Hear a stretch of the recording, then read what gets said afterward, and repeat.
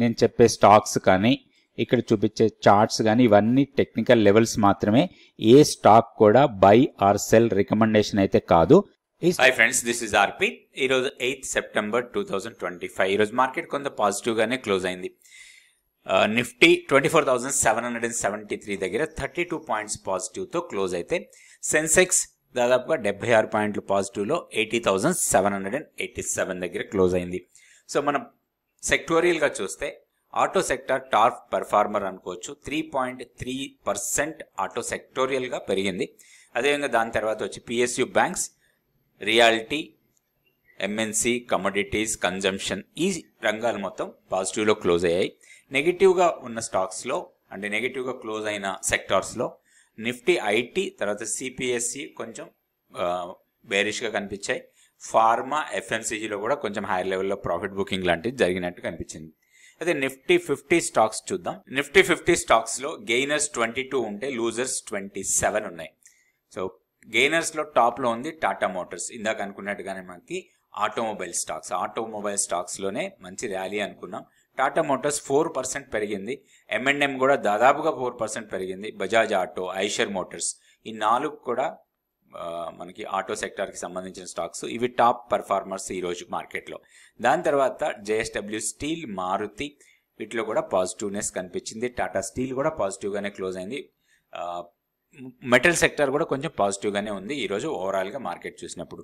నెగిటివ్గా క్లోజ్ అయిన వాటిలో ట్రెంట్ బాగా నష్టపోయింది, 3.85% మైనస్లో. Asian Paints 1.9%, Nestle 1.72%, Coal India, Doctor Reddy, SBI Life, Tech Mahindra, SL Tech, TCS, Power Grid, IndusInd Bank, Infosys, ఇవన్నీ కూడా నష్టాల్లో క్లోజ్ అయిన స్టాక్స్. నిఫ్టీ టెక్నికల్ చార్ట్ చూద్దాం. ఇది Nifty daily candle stick chart. So మన కీ లెవెల్ కన్నా కొంచెం పైన క్లోజ్ అయింది, కాకపోతే దీన్ని మనం కన్ఫర్మేటివ్ క్లోజింగ్ లాగా తీసుకోవద్దు. కీ లెవెల్ కన్నా పైన క్లోజ్ అయినట్టు. రేపు కొంచెం మనం మార్కెట్ని అబ్జర్వ్ చేయాలి. ఫస్ట్ 1 అవర్లో 24,760ని బ్రేక్ కాకుండా పైన ఉంటే మాత్రం ఒక లాంగ్ ఎంట్రీస్ కోసమే ప్లాన్ చేయొచ్చు. మనం కీ లెవెల్ని బ్రేక్ చేసినట్టుగా అనుకోవచ్చు. ఇప్పుడు ఉన్న క్లస్టర్ ఏదైతే ఉందో దాదాపుగా 24,600 నుంచి 24,900 వరకు. సో ఇది ఈ జోన్ ఏదైతే ఉందో ఇది కొంచెం క్రూషియల్ జోన్ లాగా ఉంటుంది. లోయర్ లెవెల్లో 24,600 ఆ ప్రాంతంలో మనకి 100-డే ఎక్స్పోనెన్షియల్ మూవింగ్ యావరేజ్ ఉంది. అండ్ 630 ఆర్ 640 దగ్గర మంత్లీ పివోట్ లెవెల్ ఉంది. And short term moving average అన్ని కూడా ఇదే క్లస్టర్లో ఉన్నాయి. సో ఇప్పుడు మనకి కొంచెం అప్ సైడ్ మూమెంటం కావాలంటే 50 డిఎంఏని క్రాస్ చేయాలి. 50 డిఎంఏ వచ్చి 25,200 దగ్గర ఉంది. ఇప్పుడు మనకి ఇంపార్టెంట్గా ఈ లెవెల్ని కన్ఫర్మేషన్గా బ్రేక్అవుట్ ఇచ్చి పైకి వెళ్ళిందంటే మాత్రం 25,200 వరకు వెళ్ళటానికి అవకాశాలు ఉన్నాయి రాబోయే రోజుల్లో.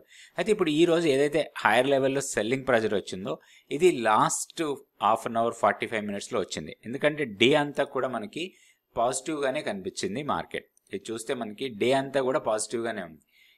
ఈ టైంలో అంటే దాదాపుగా 2:45 టైం, ఆ 2:45 టైంలోనే ఒక 5 మినిట్స్ క్యాండిల్ స్ట్రాంగ్ బేరిష్ కనిపించింది. ఇది బేసిక్గా ఇట్లాంటి ఎందుకు జరుగుతాయంటే ఎక్స్పైరీకి ముందు రోజు, రేపు మనకి వీక్లీ ఆప్షన్ ఎక్స్పైరీ ఉంది. కొంత అడ్జస్ట్మెంట్ జరుగుతుండొచ్చు. ఎక్స్పైరీకి ముందు రోజు, ఎక్స్పైరీ రోజు ఈ ఆప్షన్ రైటర్స్ కొంత అడ్జస్ట్మెంట్ లాంటివి జరుగుతూ ఉంటాయి. సో ఈ 5 మినిట్ క్యాండిల్ మాత్రం ఆ టైంలో వచ్చింది కాబట్టి మనం దీన్ని ఎక్కువగా కన్సిడర్ చేయొచ్చు. ఓవరాల్గా పాజిటివ్ కిందనే తీసుకోవచ్చు. మోర్ ఓవర్ మనం డైలీ క్యాండిల్ స్టిక్ చార్ట్లో చూస్తే higher highs, higher lows form అయింది ఈరోజు. సో ఇది ఈ కంటిన్యూస్ ర్యాలీ తర్వాత చిన్న ఫాల్. ఈ ఫాల్కి మంత్లీ పివోట్ సపోర్ట్, దెన్ కొంచెం అప్ మూమెంట్ వెళ్ళడానికి ఎక్కువ అవకాశం ఉంది. కాకపోతే ఎక్స్ట్రీమ్ పాజిటివ్ ఉండడానికి అవకాశం లేదు. కొంత కన్సాలిడేట్ కావచ్చు నిఫ్టీలో. నెక్స్ట్ మనం బ్యాంక్ నిఫ్టీ లెవెల్స్ చూద్దాం. సో బ్యాంక్ నిఫ్టీ కూడా సిమిలర్ ప్యాటర్న్, కాకపోతే ఇక్కడ రిజెక్షన్ క్యాండిల్ మంత్లీ పివోట్ దగ్గర వస్తుంది. ఇది కొంచెం మనకి అంత పాజిటివ్ సిగ్నల్ లాగా తీసుకోవద్దు. ఎందుకంటే మంత్లీ పివోట్ దగ్గర చూస్తే మనకి ఆల్మోస్ట్ 3 డేస్ నుంచి కూడా కొంచెం సెల్లింగ్ ప్రెషరే కనపడుతుంది ఆ లెవెల్ రాగానే. సో ఇప్పుడు మనకి ఇమీడియట్ రెసిస్టెన్స్ మన కీ లెవెలే 54,840. దానికన్నా కొంచెం పైకి వెళ్తే మాత్రం 55,200 వరకు అప్ సైడ్కి వెళ్ళొచ్చు. ఇవి రెండు రెసిస్టెన్స్ పాయింట్స్ లాగా ఉంటాయి. డౌన్ సైడ్లో వీక్లీ పివోట్ లెవెల్ 54,042. ఇది ఈరోజు లో, అదే మనకి ప్రొటెక్షన్ లాగా ఉండొచ్చు. రేపటికి కొంత సపోర్ట్ తీసుకోవచ్చు. అయితే ఈరోజు క్యాండిల్ డోజీ క్యాండిల్ ఫామ్ అయింది. కొంచెం మనం కాషియస్ అప్రోచ్లో ఉండాలి. అంటే డోజీ బ్రేక్అవుట్ కోసమే మనం ట్రేడ్ చేయాలి. In case down side break అయితే మాత్రం 53,500 వరకు రావచ్చు బ్యాంక్ నిఫ్టీ. ఇట్లా లెవెల్స్ చూసుకొని దాని ప్రకారం మనం ప్రాపర్గా ట్రేడ్ ప్లాన్ చేసి ట్రేడ్ చేసుకోవచ్చు.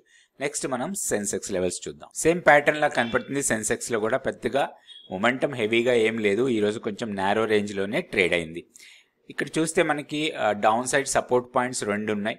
ఒకటి 80,660, తర్వాత 80,600. ఓన్లీ 60 పాయింట్ జోన్ ఇది నో ట్రేడ్ జోన్ లాగా తీసుకోవచ్చు మనం.